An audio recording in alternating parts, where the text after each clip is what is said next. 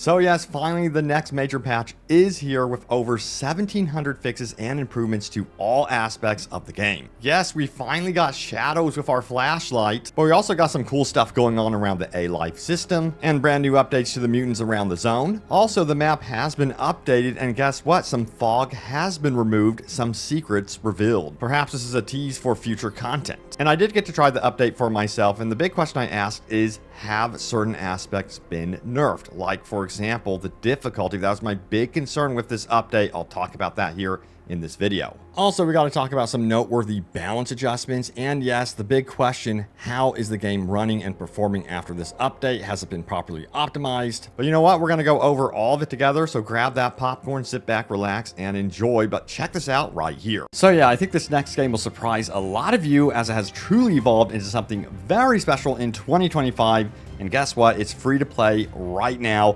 This is World of Tanks, and I've been forming up with my tank squads in multiplayer, but there's also some really cool narrative-driven missions in here as well, and you can further advance your career as a tank operator in many different modes. But this is a surprisingly deep game, offering a ton of ways to upgrade your tanks, and did I mention the game has over 800 tanks of war? It is insane what they have created here, but it's the on-field tactics that I absolutely love, as it's not just a simple point-and-shoot tank game. There's some depth here. You need to consider flanking, armor can deflect shells, and your defensive posture can help absorb damage as well. I absolutely love the tactics you can employ. So yeah, if you want to join me right now as a new player or a returning user, I have some free gifts for you today, so get this. Follow my link in the description below to download the game for free on PC. Use my code COMBAT, and new players, you will receive the Cromwell B, a tier 6 British premium medium tank, 250,000 credits, 7 days premium access, and 3 tier 6 rental tanks for 10 battles each. But let's say you already have a World of Tanks account and you haven't logged in for 30 days, well, you'll receive 3 days premium access, a camouflage called 2D Style Bargain. This is a checkered camo that'll turn your tanks into a true motley crew. You'll also get 7-day rental of a premium tank Satorian, MK51 rack, or 100,000 credit compensation if you already have that tank in your garage. So what are you waiting for? Join me right now on the battlefield in World of Tanks, and follow that link in that description below to download World of Tanks for free and join me on this adventure. Check it out. But yeah, I had some time with the update. Let's go ahead and dive into this, and let me tell you what, by the patch notes, dear God, they were cooking. Holy crap. So we're going to go over a lot of the major important stuff here. They also did some progressive blocker updates as well, so that is also huge. But you can see here, I'm scrolling and scrolling and scrolling, that this is absolutely a monster size update. But we're going to start from the very beginning. I really wanted to focus in on the most important parts of the game that have changed, and that is going to be to A-Life in the AI system, most notably this stuff right here. So if I scroll up here or scroll down, it says fixed NPC shooting accuracy. We're going to talk about that, improved stealth, and improved mutant behavior in combat. So I say we start with that first and foremost. With this one right here, fixed NPC shooting accuracy, and this one is a big one. I was really worried about this, but they reconfigured bullet dispersion accuracy for all distances for all weapons, not just for shotguns. Added randomization of accurate shots in bullet sprays, and then reduced wall penetration from certain NPC weapon bullets. So that is really good news. So if you take cover, you don't have to really worry about getting absolutely decimated behind cover, which is super important. And I did test the updates to these gameplay systems, of course, including the stealth, by the way, which I'm happy to report they didn't just immediately hone in my position. It seemed like it was actually working. I had an opportunity to get away. Of course, I was kind of stealth playing in daytime, but you know, I waited for the enemy to approach me, especially the dude with the shotgun. You can see he's taking some shots at me, and my health isn't really getting affected until later down the road. So those first 2 shots from great distances with the shotgun weren't like decimating my health halfway. That is a great update. It used to be that the shotgun was acting like a sniper in a way, which was absolutely absurd. So I can happily report the good news is they did update the shotgun, and it felt so much better when you actually were sighted. It made sense to me when the enemies actually spotted you and started opening fire. Now, my biggest concern with this, of course, was, hey, does this mean that the difficulty has been nerfed? So yeah, I tested this out once again. First of all, with the stealth mechanics, it seems like they didn't outright just immediately spot me. I had a chance to really back out of this scenario, but I really wanted to see, hey, does it feel like the difficulty has been nerfed. And no, that is not the case whatsoever. It was still very, very challenging, and that is good news. You don't want this game to be super easy. It is a Stalker game. You would expect a group of enemies to push the issues and kind of try to flank you and outwit you, and it felt like that was the case in at least my playtime with the update so far. But man, one thing I did notice is those grenades were still popping off big time, which I personally like. It keeps you moving around the battlefield and on your toes. But you know, then I ran into this massive zombie horde. I don't remember actually running into a horde this large before the update. And I have to say they felt less, I guess you would say, human, less alive, because they didn't have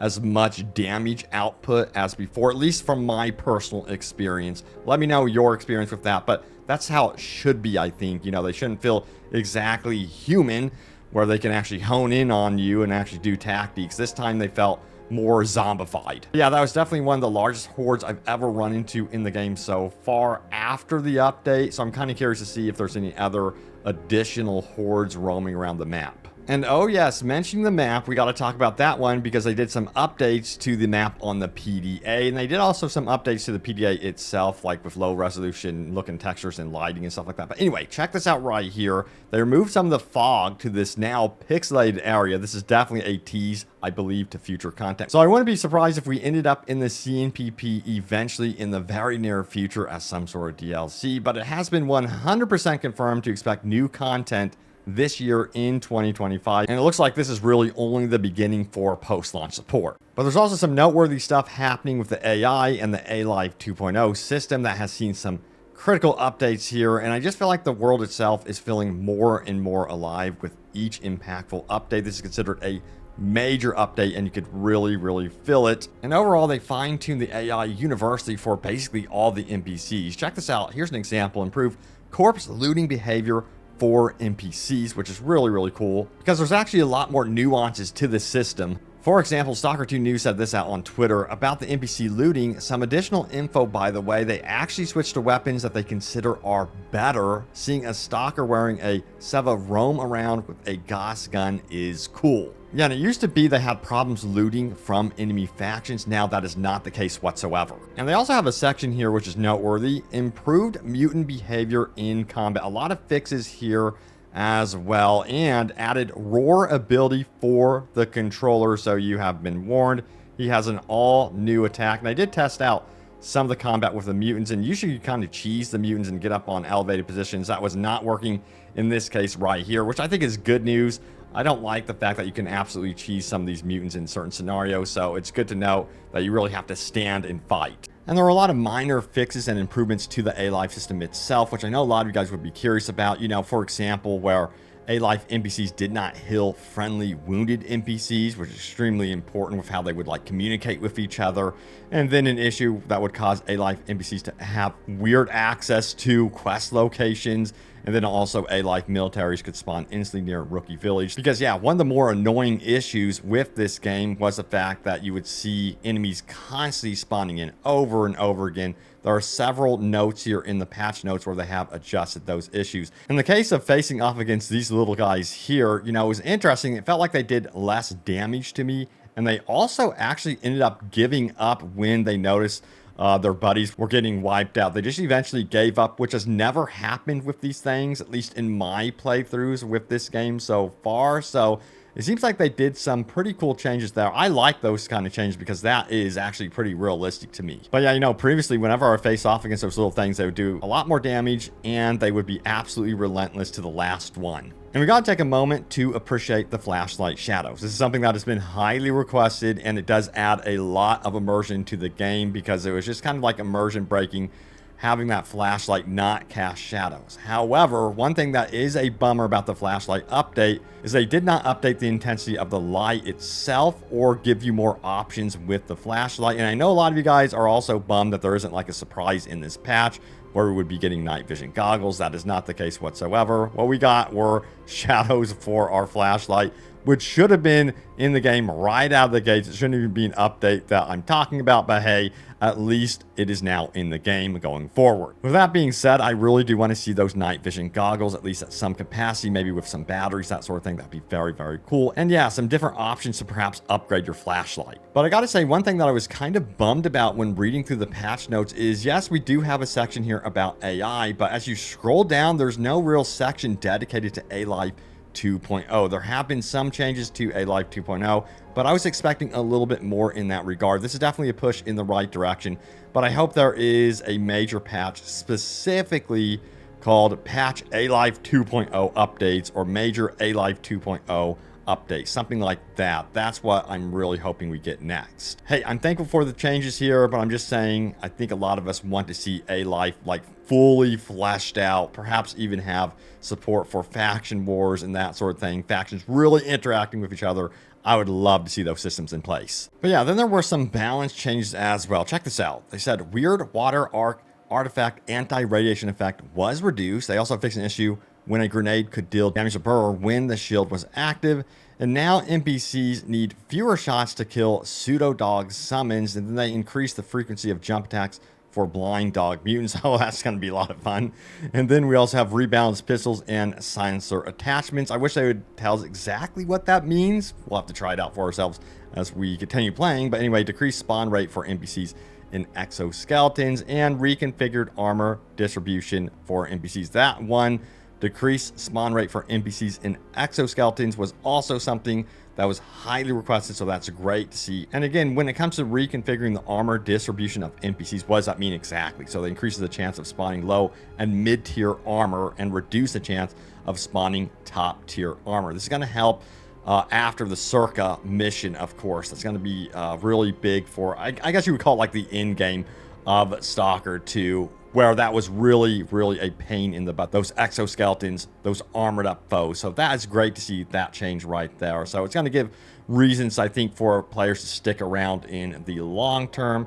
Now, also, they did say this: increased radiation damage based on accumulated rad points. They reduced chance of NPCs spawning with high tier weapons in the early game and added ability to trade with additional NPCs at the hubs.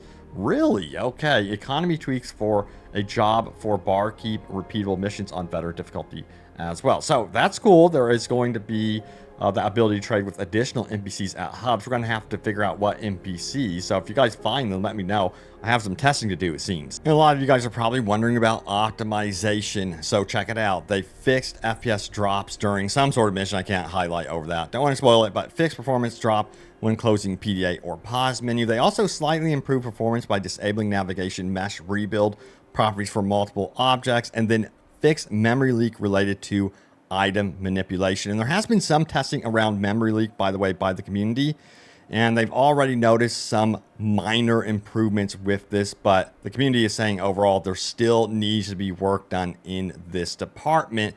But from my personal experience, from what I have played, it is running better than the previous patch. At least that's my personal experience. Every machine is different for everyone, of course. I'm on PC. But overall, you know, with each update, it has been improving on my end. And that is great to see. So far, this is like the smoothest experience so far for me personally for Stalker 2, which is great. But let's get back into some of these notes as we get absolutely wrecked by this dude here. But moving on here, it says this: fix over 100 exception access violation crashes, and then they also fix input lag when enabling VSync with Fidelity FX frame interpolation enabled. And then they added frame rate lock during pause menu, main menu, and loading screens right there. Now, they also have a section called Under the Hood. Of course, the flashlight is in there. And then they did mention they renamed some ammo types that might confuse some of you guys. So I did want to make mention of that. If you see what appears to be new ammo type in your inventory, that is not the case.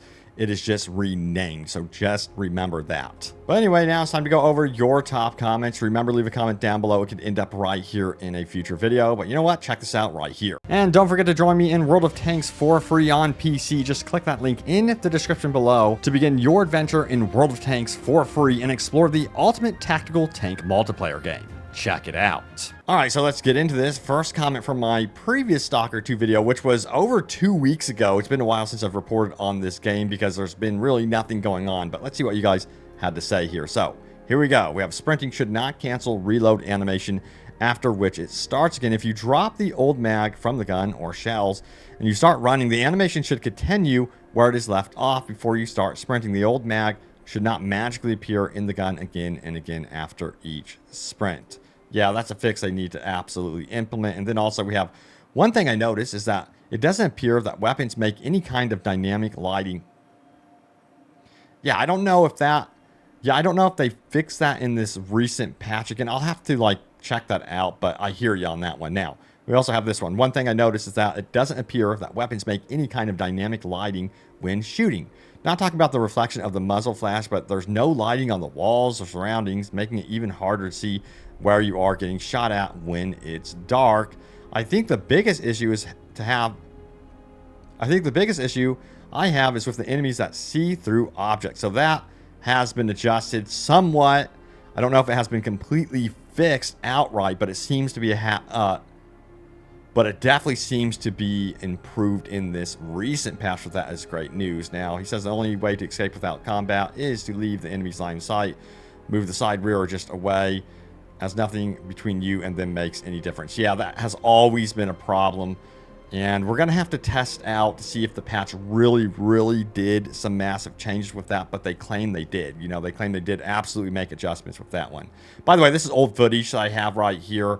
As you can see, you know, the flashlight is not giving off those shadows, and it's even more jarring seeing the old footage. So it's great to see the change with the new stuff that they have done with the flashlight. So yeah, I feel like that change alone is, for me, really big for immersion. You know, the fact that the flashlight finally gives off shadows. But anyway, back to your comments. So we have this one. The main quest bugs begin right after the Circa missions. It's obvious GSC optimized the first half of the game and left the second half after release. Yeah, I think that is exactly what happened here. And I think they were hoping to get this patch out a lot sooner. That just was not the case. So it seems like a lot of those main questline bugs have been addressed, perhaps after Circa. Again, we'll have to find out, but it seems to be that way. There are so many, progression blockers that are mentioned that have been fixed. I think it's safe to say, give this game another shot. If you're past Circa and you were kind of gave up at that point, this will be the chance to hop back in. But anyway, there it is. The latest happenings around Stalker 2. I hope you guys liked the video. Smack that like button if you did. Thank you guys so much for the love and support. And yeah, I'm going to be hopping into Stalker 2 today, checking it out more and more. But thank you guys so much for watching, and I will see you all next time. Take care.